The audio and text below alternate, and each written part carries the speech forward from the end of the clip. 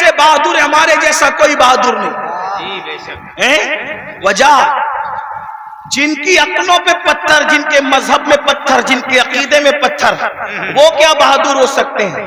बहादुर तो वो कौम है जिसके पास कुरान है, जिसके पास जिंदा रहमान का अकीदा, जिसके पास, अरे हमें हमसे ज्यादा बहादुर भी कोई हुआ है? हमारा नबी इतना ताकतवर है कि जमीन पे खड़े रहकर इशारा करे तो चांद टुकड़े हो जाए। बड़े से बड़ा बहादुर कागज को इशारे से टुकड़े नहीं कर सका। इशारे से तो कागज भी टुकड़े नहीं होता। अपने नबी की ताकत का अंदाजा लगाओ, उनके इशारे से चांद टुकड़े हो गया।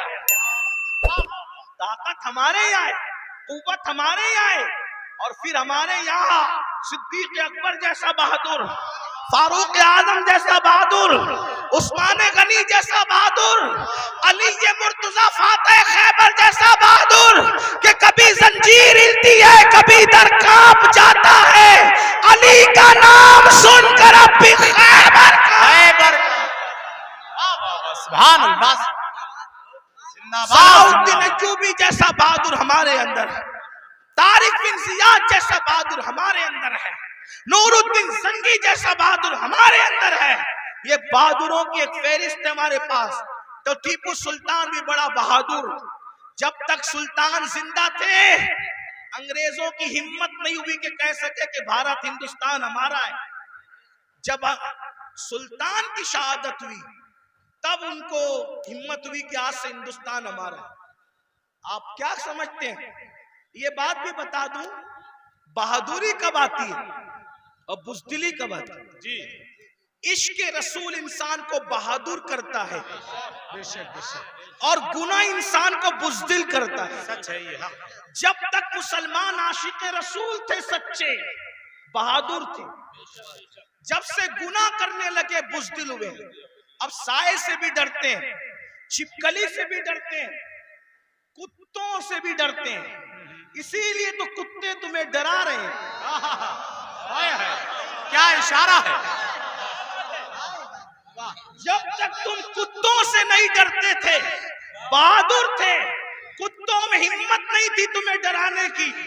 जब से तुम गुनाह करके बुज़दिल हुए, छोड़ दो रात में गंदी फिल्में देखना, बिस्तर पे पाप की फिल्म देखने की बजाय मुसल्ले पे रो के देख, जैसे असहाबे कहफ के पीछे कुत्ता तुम हिला के चला था, अब भी कुत्ते तेरे पीछे तुम हिलाते हुए लगे।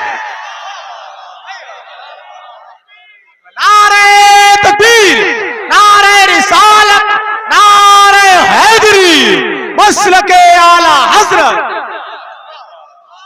मुरादाबाद वालों, हिंदुस्तान में रहने वाले कुत्ते बहादुर नहीं हुए, तुम बुज़दिल हो गए। बुज़दिली से निकलो, कुत्ता फिर कुत्ता है।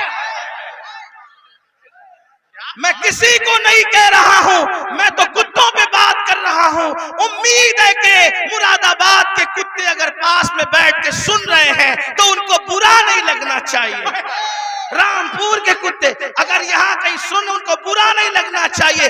जब वो चंद जवान, तवज्जो करें, कुत्ते तुम पीछे कैसे हिलाते हैं, चंद जवान, पाकीज़ा जवान, मुत्तकी जवान, परहेजगार जवान, जब अपना ईमान बचाने के लिए दकियानूस के खौफ से घर से निकले, तो वो चुपके से रात को निकले तो पीछे कुत्ता भी हो गया। उन जवानों को खौफ हुआ, कुत्तों का काम भौंकना है, अगर इसने भौंक दिया, भौंकेगा ये, पकड़ाएगा हमें। उस जवान ने पत्थर उठाया, कुत्ते की तरफ मारा, कुत्ते ने पीछे के पैर पे खड़े होके आगे के पैरों को हाथ की शक्ल दी और अल्लाह से कहा, मुझे ज़बान दे ताकि तेरे वफादारों से मैं बात कर सकूं। और फिर कुत्ते को अल्लाह ने ज़बान दी तो कुत्ता बोल पड़ा, ओ अल्लाह वाले, तुझे खौफ है कि मैं भौंकूंगा? हम कुत्ते हैं, मगर पता है किस पर भौंकना चाहिए, किस पर नहीं। नारे तकबीर, नारे रिसालत, नारे हैदरी, फैज़ाने गौसे आज़म, मसलके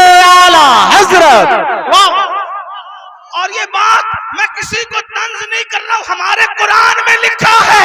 और फिर वो कुत्ता वफादार बन के धूम मिला के पीछे पीछे चला, लेकिन कुत्ता था, कुत्तों की बिरादरी का था, मगर मुसलमान का वफादार क्या हुआ, खुदा ने उसके लिए भी जन्नत का ऐलान कर। पता चला तू कितना कीमती है मुसलमान। तू अल्लाह का वफादार बन, कुत्ते तेरे वफादार। यानी अगर तू गुनाह छोड़ दे, कुत्ते तुझ पे भौंकेंगे भी नहीं। कुत्ते नहीं भौंकेंगे तुझ पे अगर तू सारा मसला गुनाह का है। हंसने की बात नहीं, गुनाह छोड़ो, फिर देखो जमीन तुम्हारी फरमा बरदार होगी। बात दूर निकल गई। अर्ज कर रहा था, एक ऐसा वफादार था मुल्क मिल्लत का, जिसे फख्र है मुल्क को मिल्लत को, उसको दुनिया टीपू फतेह अली कहती है, जिसे हम टीपू सुल्तान कहते हैं। बड़ा बहादुर था। जब तक के वो रहा, हिम्मत न थी बुज़दिलों की कह सके कि हमारा है हिंदुस्तान। उसे शहीद कर दिया गया। उसके बाद कहा हमारा है हिंदुस्तान। तो एक बात जो कहने चला था ये कि हलाल से वफा पैदा होती है, माँ बाप की, हराम से नहीं।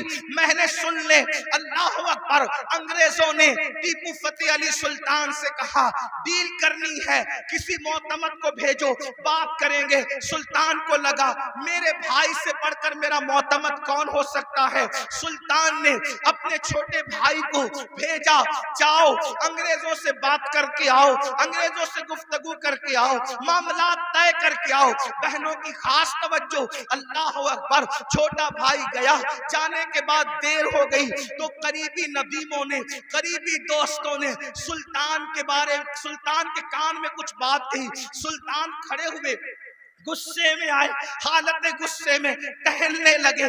और देर हुई, टहलते टहलते माँ के कमरे में जा घुसे। माँ ने कहा मेरे लाल कोई परेशानी है। माँ से कहा माँ तुम्हारे बेटे ने मेरी नाक को खाक में मिला दिया। माँ तुम्हारे बेटे ने मेरी नाक को खाक में मिला दिया। मेरे दोस्त कहते हैं मोतमद समझकर भाई को डील के लिए भेजा था, बात करने के लिए भेजा था, लेकिन वो अंग्रेजों से हाथ मिला गया।